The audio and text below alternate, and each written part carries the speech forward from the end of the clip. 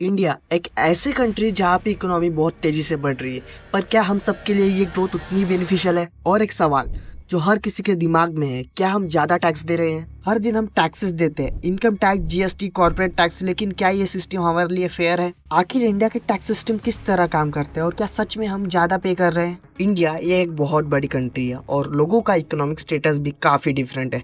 इसके लिए tax system भी काफी कॉम्प्लेक्स है। डायरेक्ट टैक्सेस जैसे इनकम टैक्स और इनडायरेक्ट टैक्सेस जैसे जीएसटी। इनकम टैक्स का सिस्टम प्रोग्रेसिव है, मतलब जितना आप कमाते हो उतना ज्यादा टैक्स देना पड़ता है। अगर आप 10 लाख से ज्यादा कमाते हो तो आपका टैक्स रेट 30% हो सकता है, और अगर आप 5 लाख के नीचे कमाते हो तो आपको थोड़ी रिलीफ मिल सकती है। Sounds fair, right?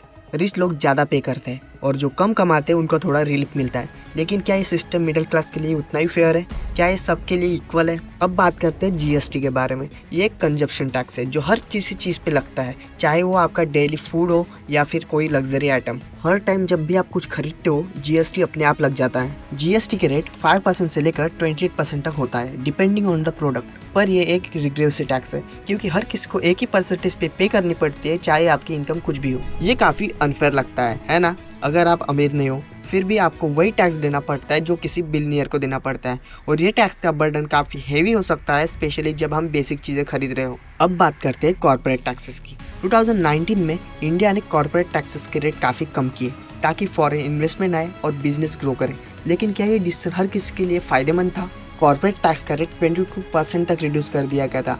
ये बात सच है कि इन्वेस्टमेंट को अट्रैक्ट करने के लिए जरूरी है, लेकिन ये फायदा सिर्फ बड़े बिजनेसमैन और रिच लोगों को मिलता है। तो फिर जो आम आदमी है उसे क्यों ये बेनिफिट नहीं मिलता? और जो मेजर टैक्स बर्डन बियर करते हैं वो है मिडिल क्लास। मिडिल क्लास के ऊपर बहुत प्रेशर है, वो टैक्स भी देते हैं और उनको पब्लिक सर्विस को प्रॉपर फायदा भी नहीं मिलता।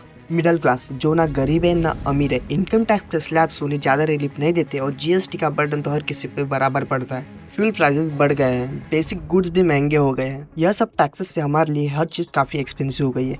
क्या ये फेयर है? क्या हम ज़्यादा पे कर रहे हैं और मिलता क्या है? लेकिन इन सब के बीच में एक बड़ी बात है, टैक्स इवेशन।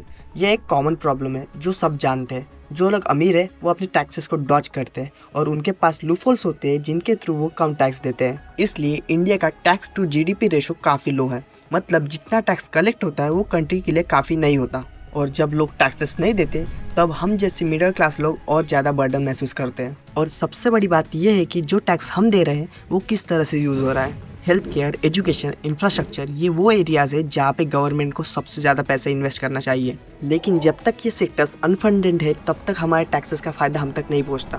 टैक्स देना तो हमारे लिए एक ड्यूटी है, लेकिन अगर वो टैक्स सही जगह स्पेंड नहीं हो रहा है तो फिर हमारे लिए ये एक बर्डन ही है। तो सॉल्यूशन क्या है? टैक्स रिफॉर्म्स, कुछ आइडिया जो काफ़ी हेल्पफुल हो सकते हैं। Revise tax slabs, middle class को कुछ ज़्यादा रिलीफ मिलना चाहिए। Better tax collection, tax evasion को रोकना ताकि हर कोई अपना फेयर शेयर दे सके। Efficient use of tax revenue, tax का पैसा प्रॉपर सेक्टर्स में लगाना चाहिए जैसे हेल्थ केयर, एजुकेशन। अगर ये रिफॉर्म्स अच्छी तरीके से इम्प्लीमेंट हो तो हमारे टैक्सेस का फ़ायदा सबको मिल सकता है और ये वेल्थ गैप थोड़ा कम हो सकता है।